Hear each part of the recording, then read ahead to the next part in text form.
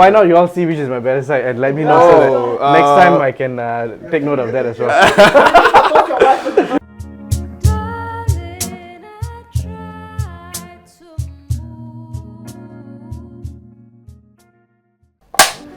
Okay, hi guys. So today we have a very esteemed guest with us. We have Dr. Kumaran Rasappan, who is a consultant in the musculoskeletal oncology and orthopedic trauma division in NUH.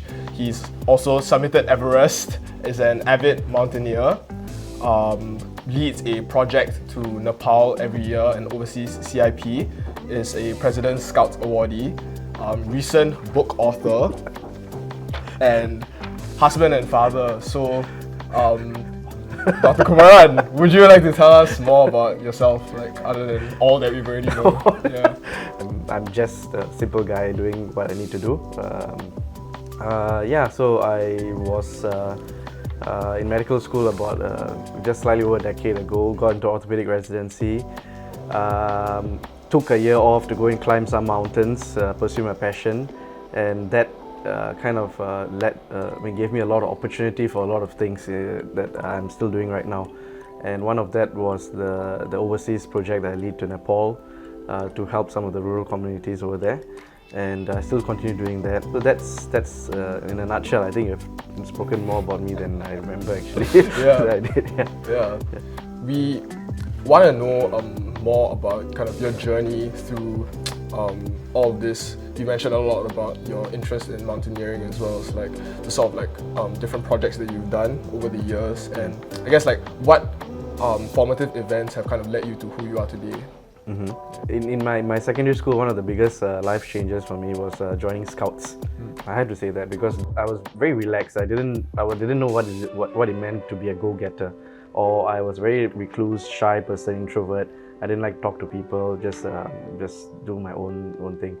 And Scouts introduced me to outdoors, introduced me to meeting people I didn't know, not even within the student population, but outside in the community as well. Helping people, doing a service, and pushing me to beyond being an introvert, So it pushed me. And a lot of my formative years, as a lot of people, I'm sure everyone can identify with this, are in the teenagehood. And during that period of time, we had influential mentors, and then you always look up to them, and they were very, had very good character that I esteemed to follow. Yeah, so that changed me as a person. And along the way, I got introduced to more outdoors, and I had the interest of doing medicine, so I applied to medicine. Along the way, I joined the NUS climbing intervarsity team, and climbing got me interested in high altitude climbing, and one thing led to another. I joined the NUS mountaineering team and started getting interest in more climbing, and I decided to do Everest, did Everest, and then as I said, I'm still doing the community work in Nepal nowadays. So in 1999, when I was a secondary 3 student, one of my teachers in my secondary school took a year off work and volunteered in Nepal as English teacher under the Singapore International Foundation. And he taught English in a rural village of Ahale in the district of Gorkha in Nepal.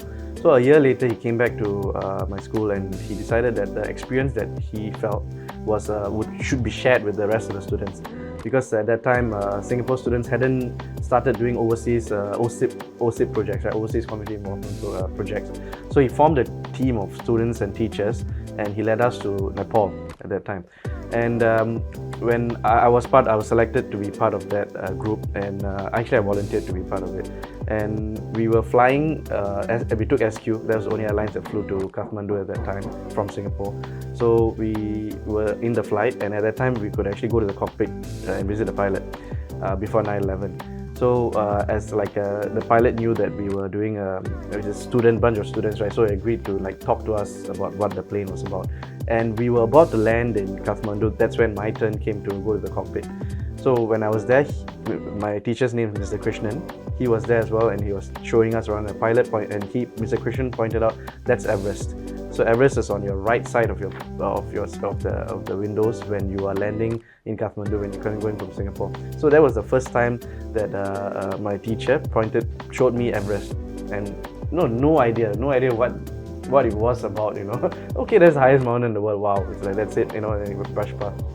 And then he also introduced me to overseas community service. We went back to the school he was at, and we did simple things like cultural exchange, play games with them, give them some donated stuff, items like coloring boxes, pencil boxes, bear bags and stuff. Painted the school, did up a library, brought some books over, some simple things for 5 days. And he was also the first one to bring us along for a trek in the Himalayas in Annapurna range. So that trip, at that time, I didn't realize what a deep impact it had made on me, but the seeds that he had sown in me, many years later, sprouted into fruition. That story being put aside, there was another moment that changed my life when I was in year 3 of medical school. Same as you, at this exact moment actually, in fact, transiting from year 3 to year 4. I was in my hall. I was in King Edward VII Hall at that time, and I was clicking through some of the photos. At that time, there was Flickr was the platform to share photos, not Insta or Facebook. So I was in the rock climbing team, and there was this PhD exchange student called Claudia. She was one of the leading female alpinists in Romania. So during one of the breaks she got in Singapore, she went over to the Andes, which is the highest mountain range in South America, and she started climbing the mountains alpine style. What that means is that you don't rely on anyone else. So you don't have guides, you carry your own ropes, equipment, food, backpacks, map and compasses, and you go on mountain paths that no one else has gone before. And she did this with 2 other friends of hers, and she posted a photo up on Flickr of her on the highest peaks in the Andes. And that was when I saw the photo from my room in KE7, and my jaw dropped, and I was thinking, someone just like me could do something so extraordinary like that. So I started Googling what was the easiest, highest mountain in the world at that day, at that same moment. And the searches brought Mount Kilimanjaro, which is the highest mountain in Africa. So I was trying to get a group of people to go and climb, and we climbed. Everest plan started formulating only after we came back down from Kilimanjaro, and then I took some efforts to see whether I really liked climbing or not, and whether I was serious about this Everest plan. I was in my house officer year, and to make a decision whether I was serious about Everest. If I was serious, I had to probably take a year of no pay leave, and with a doubt that whether I could raise money for myself, because climbing is an expensive sport, and climb and train myself up at the same time. So that was a leap of faith that I took in my housemanship year, and I took it, and this story about Nepal comes here, where my titles, I managed to get some sponsorship in the end, and my title sponsors for Everest were telling me that they want to sponsor some educational project in Nepal itself. So I was thinking, why not we link back with the school I was at when I was a secondary student, and we contribute back to that school. And that led me to realize that I can't be doing this one-off. It has to be a continuous thing. Yeah. Your actual climb to Everest, could you kind of tell us more about that? I mean, I imagine it must be very scary. What's the most, single most pivotal moment for you in your Everest climb? I think it's the uncertainty of whether you are going to be successful reaching the summit and coming back safely. So there's 2 things. One, you can come back safely without reaching the summit. You can reach the summit and come back dead, or don't come back. Sorry. So I think that's in every climb, and the dangers and the stakes get higher as you go do bigger mountains, the 8,000 meter peaks. I think every climber would attest to this, saying that the decision to climb and the preparation that it requires to climb, and the dedication and the commitment, that is the biggest challenge. Because when I decided to be serious about this, I was in the thick of housemanship. You have a 5-year bond, not including housemanship, And then the ministry doesn't see many people just telling them that I want to take a year off and just go at that time. And that was like almost 13, 15 years ago, you see. And they were not ready to let me go. And I had to prove to them that I was going to come back. I wasn't going to run away. I had to get some professors to write a testimony for me that I will actually come back. So that's one. And the second thing is that whether I was serious about doing something as silly as this, as what other people will consider, because this does not advance my career, make me more knowledgeable, make it more applicable to what I'm doing, doesn't make me rise in the ranks, doesn't get me more money, nothing in that way. In fact, it's the opposite. It kind of like delays me from work, delays me in my career progression, doesn't give me money, and it's unsafe. Truly it's unsafe doing what I'm doing. So the decision was to convince myself that this was the right thing, or what I really wanted to do. Next moment was, how was I going to raise the money for fueling my expeditions? So Everest itself is just a single expedition costs about, minimum nowadays is about $40,000 minimum, you know. At the time, coming straight out of medical school and having not much money in my savings, I couldn't do something like that. So I had to raise sponsorship. So the decision was like, if I took a year off and I didn't manage to raise sponsorship, I'm not going to be able to climb, and the year would be lost. If I was to raise sponsorship and then go and take a year off, I might have too many commitments by then and the timing might not be right. So I just decided to jump into the deep end of the pool and say whatever happens and just carry on with it. And I think the biggest challenge of climbing mountain was not the actual climb itself, as what many people would think, but it's actually the decision to go ahead with it. My family was not supportive, my bosses were not supportive. Only very select friends were saying, hey dude, not many people do what you do, just go ahead and just do it. Only very few people were supportive, and it took a lot of courage to actually make the decision to go ahead. I think that was the most difficult time. And during the 1 year when sponsorship didn't come in, and the first 2 mountains in my series of climbs, I didn't make it, and then sponsorship was, no one is coming through after that. So it was a big mental, emotional roller coaster that during that year, thinking that where would I be, what would I do, would I be even able to climb, make it to the base, or start the process of making it to the base camp of Everest. So waking up in the morning knowing that the previous sponsors that I went to talk to had nothing good to say about what my pitch, and just criticized me. Friends who I relied on and thought they were supporting me say that, dude, just stop doing what you're doing, just give up, cut your losses while you can, and just go back into working. Because many people have done Everest before, girls have done Everest before. You're not going to be the first Singaporean, so why are you doing something, risking it all for doing what you're doing? So that was the lowest point in my year of climbing. Not when I didn't reach the summits of the mountains. It's when the friends that I believed in didn't seem to believe in my passion. For me, I didn't really need to reach the summit of Everest at the end of the day, because the whole process was a huge learning experience for me. And even if I didn't reach the summit, I would have been the same person. I would have learned as much, traveled to new places, embraced new cultures, met new people, and the knowledge and the wisdom that I experienced that 1 year, I wouldn't be a different person. But if I hadn't reached the summit, I wouldn't be here talking to you guys now. Isn't it? Yeah. So it all comes about. You need some achievements for you to be able to share your experience as well. Yeah. But if people are patient enough to get to know you for who you are, they will realize that, I'm not the guy who summited Everest, but I'm a guy who has maybe had a bit more experience than others. That's about it. Yeah. A lot of people don't see the struggle, they don't see the sacrifices that you've had to make. Like, what gave you the courage? What allowed you to kind of stand up against that, to say no and carry on with your own? I never said no to anyone. I guess, my family, don't get me wrong, my family stood by me right from the start all the way to the end. Yeah. They gave, even though they're not keen on me going, but it's a conflict that they had to face as well, right? Because they would want the only son to die, because it's unsafe. There were supporters along the way, but it was difficult overcoming all these barriers. I guess you need to be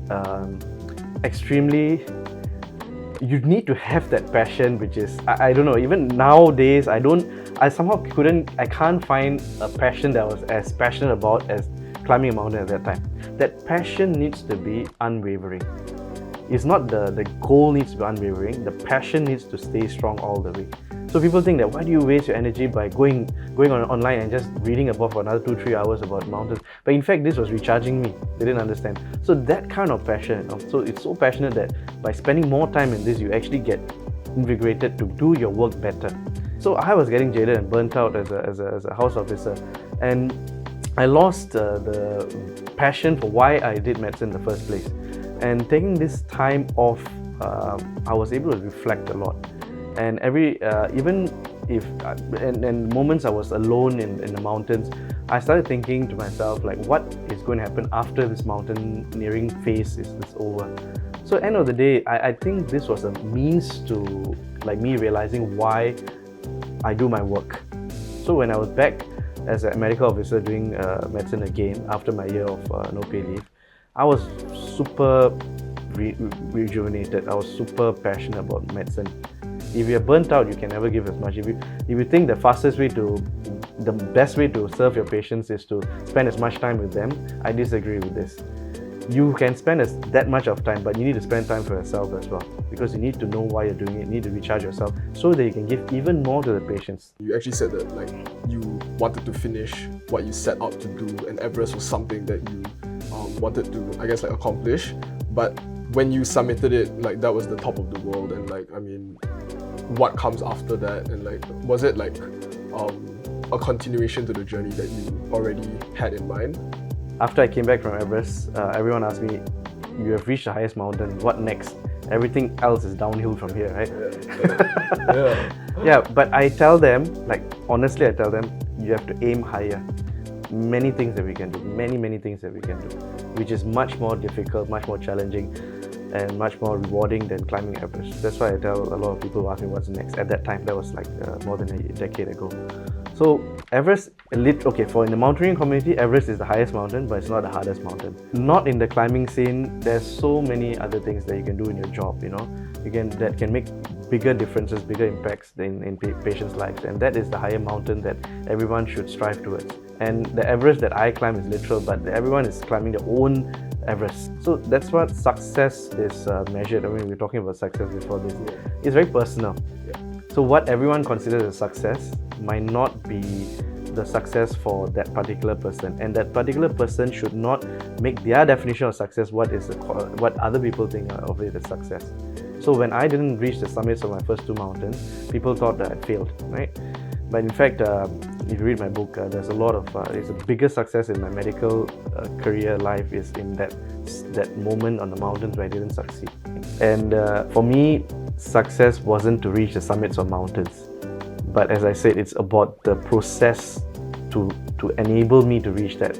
But then reaching that was bonus. Whether I reached or did not reach didn't really matter to me at the end of the day. Of course, as an amateur climber, there was a lot of pressure and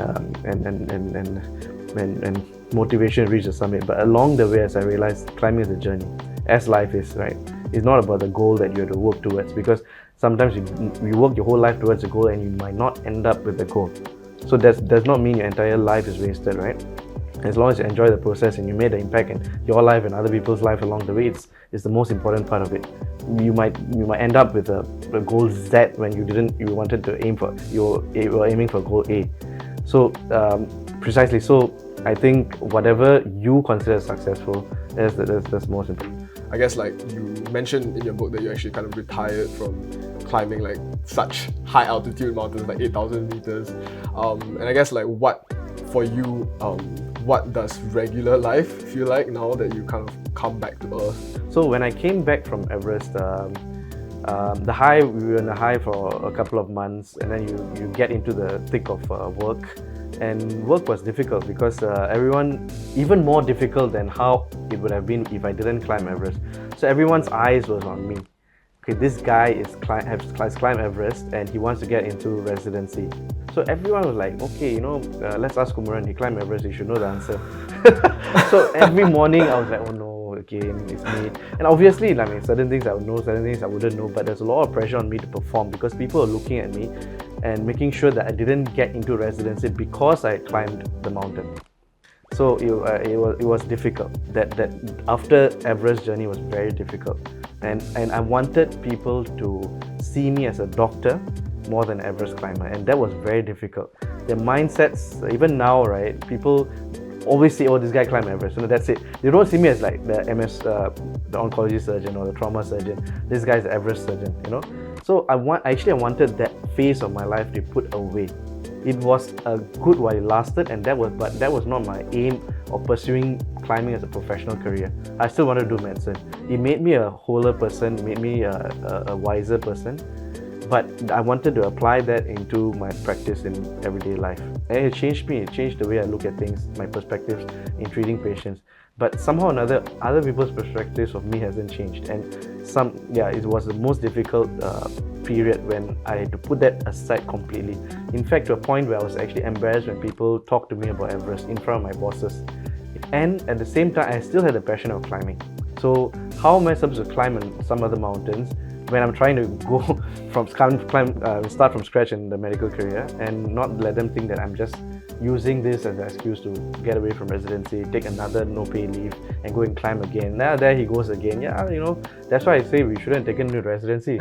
He can just take time off and just go and climb just like that. I mean, is he so special? Yeah, but end of the day, I guess it's a sacrifice you want to make to pursue your passion.